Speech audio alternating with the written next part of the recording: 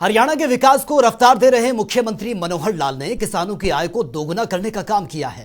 किसानों के उत्थान के लिए काम कर रही हरियाणा सरकार बीज से लेकर बाजार तक प्रदेश के किसानों को सहयोग देने का काम कर रही है, जिसका नतीजा यह है कि आज हरियाणा के किसान नई तकनीक का उपयोग कर प्रगति के पथ पर आगे बढ़ रहे हैं। सरकार की ओर से प्रोत्साहन के तौर पर 85% तक का प्रोत्साहन भी उनको दिया जा रहा है। मुख्यमंत्री ने यह भी बताया कि हरियाणा में कुल फसल क्षेत्र के लगभग 7% इलाकों में बागवानी का काम यह किया जाता है।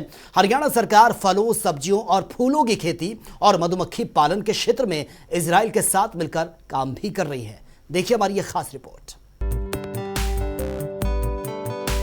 मुख्यमंत्री मनोहर लाल ने संवाद के दौरान बागवान किसानों के अनुदान राशि के बारे में जिक्र करते हुए कहा कि आम, अमरूद, बेर, चीकू, लीची, आंवला, स्ट्रॉबेरी के बाग लगाने पर प्रति एकड़ 50% से लेकर 85% तक का अनुदान दिया जाता है।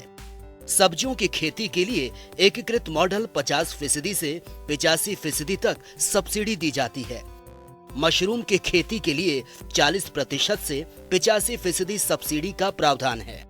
बहुत से हमारे फल हैं, जैसे आम है, अमरूद है, बेर है, चीकू, लीची, आंवला, नाशपाती, आड़ू, आलू बुखारा, केला, पपीता, सिट्रस, फल, अंगूर, अंजीर व स्ट्रॉबेरी के बाग लगाने के लिए प्रति एकड़ लागत का 50% हम देते हैं। अनुसूचित जाति के लोगों के लिए ये प्रतिशत जो है 85% तक हम करते हैं। मुख्यमंत्री मनोहर लाल ने बताया कि पॉली हाउस, ग्रीन हाउस योजनाओं के लिए किसानों को 50%, अनुसूचित किसानों को 85% की सब्सिडी दी गई है। वहीं साल 2022 और 23 में बागवानी के विभिन्न स्कीमों के लिए 25,000 लाभार्थियों को 166 करोड़ रुपए की सब्सिडी दी गई है।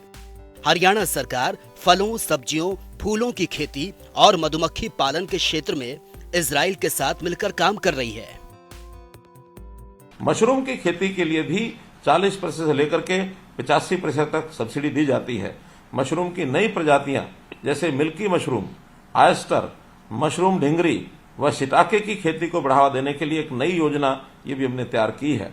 जहां तक poly house, hitech green house, walk in tunnel, anti insect net house, poly net house, cable prolene net house, ये जो सामान्य वर्ग के लिए 50% और अनुसूचित जाति के लिए 85% का अनुदान दिया जाता है।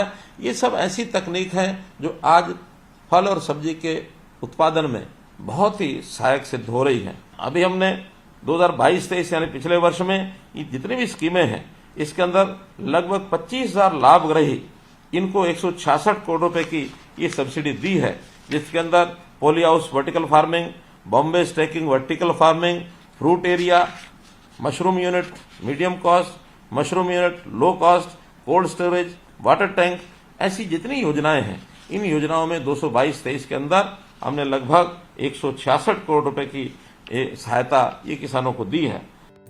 इतना ही नहीं, मुख्यमंत्री मनोहर लाल ने कहा कि बागवानों को बढ़ावा देने के लिए राज्य में 14 उत्कृष्ट केंद्र खोले गए।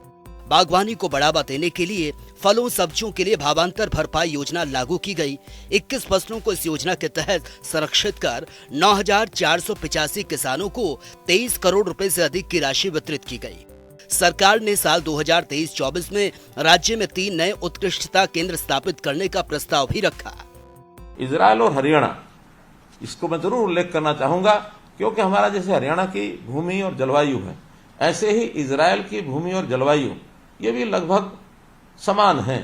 तो समान एक प्रकार से सब पैरामीटर्स होने के नाते से हमको ऐसे देश के साथ जो इन चीजों में बहुत प्रगति कर चुका है, उसके साथ ही हमें कोई अपने समझौते करके उनके तकनीक का उपयोग करना होगा।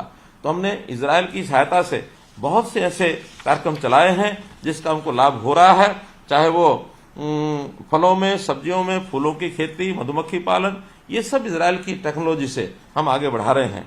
आज हरियाणा के किसान नई तकनीकों का उपयोग कर प्रगति पथ पर आगे बढ़ रहे हैं। सरकार की ओर से प्रोत्साहन के तौर पर 85% तक का अनुदान भी दिया जा रहा है।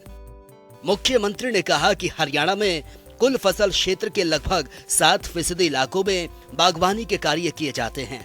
हरियाणा सरकार फलों, सब्जियों, फूलों की खेती और मधुमक्खी पालन के क्षेत्र में इजराइल के साथ मिलकर काम भी कर रही है।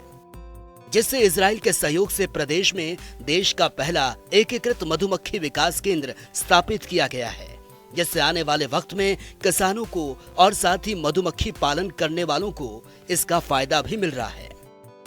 चंडीगढ़ से जनता टीवी के लिए पवन सिवर की रिपोर्ट।